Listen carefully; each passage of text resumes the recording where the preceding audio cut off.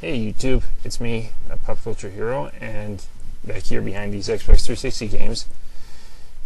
And this bunker is basically my whole collection of Xbox 360 games. I think it's up to a respectable level where I could actually do one of these YouTube collection reviews. Maybe you'll see something I can recommend that you should pick up.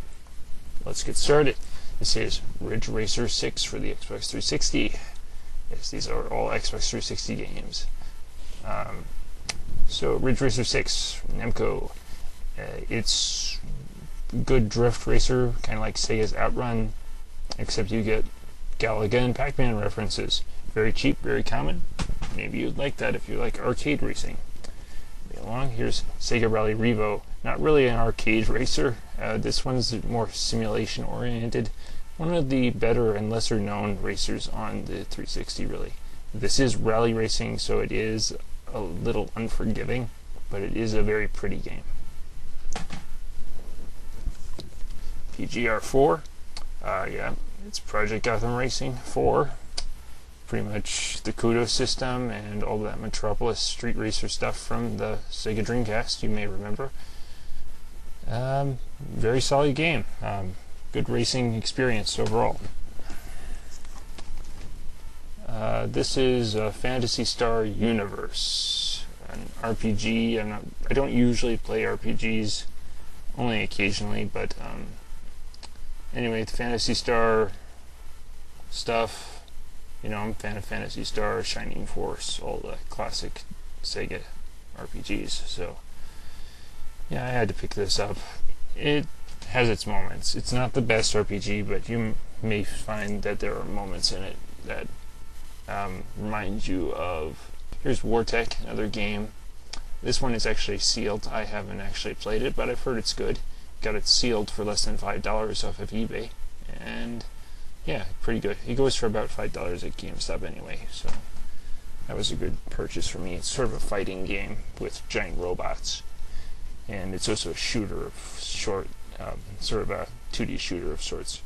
This is Stuntman Ignition. I haven't played it, but I've heard that it's a very challenging and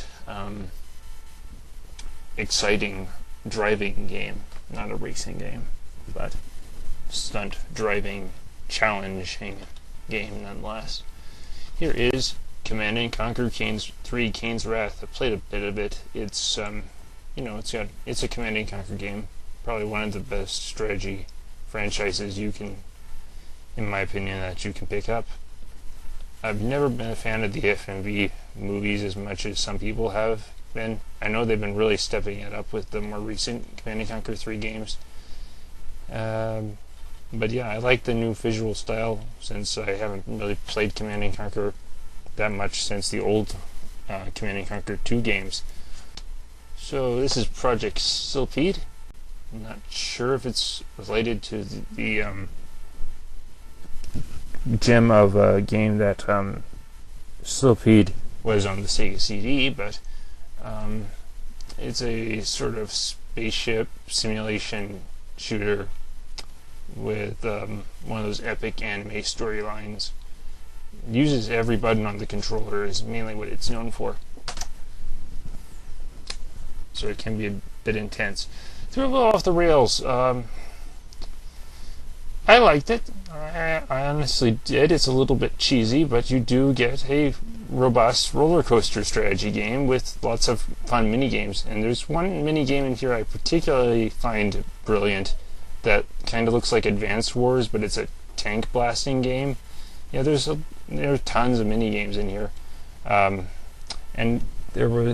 this game and its predecessor were released on the PS2, so you actually have two thrill bills if you want to get it on the PS2. Okay.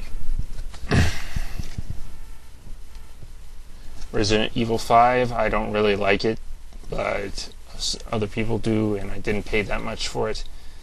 I haven't actually played any of the previous Resident Evils, I know, shame on me, but I don't know, I can't really get into this one.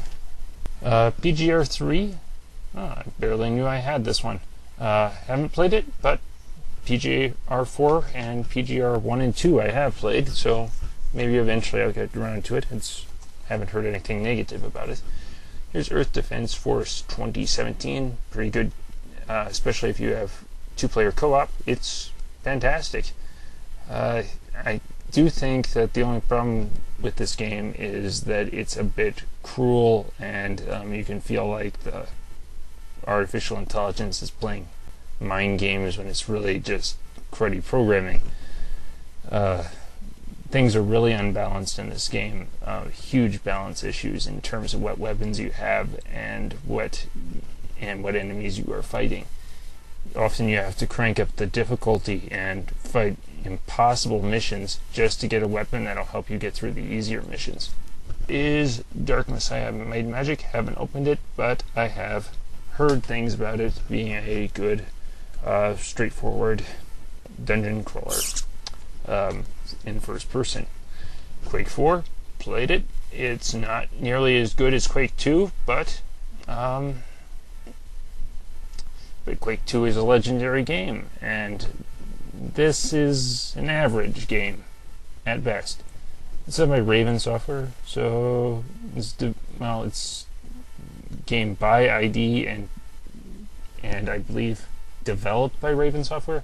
And Raven Software did one of the Quake 2 expansion packs, so I guess it probably should have kept this one entirely in-house.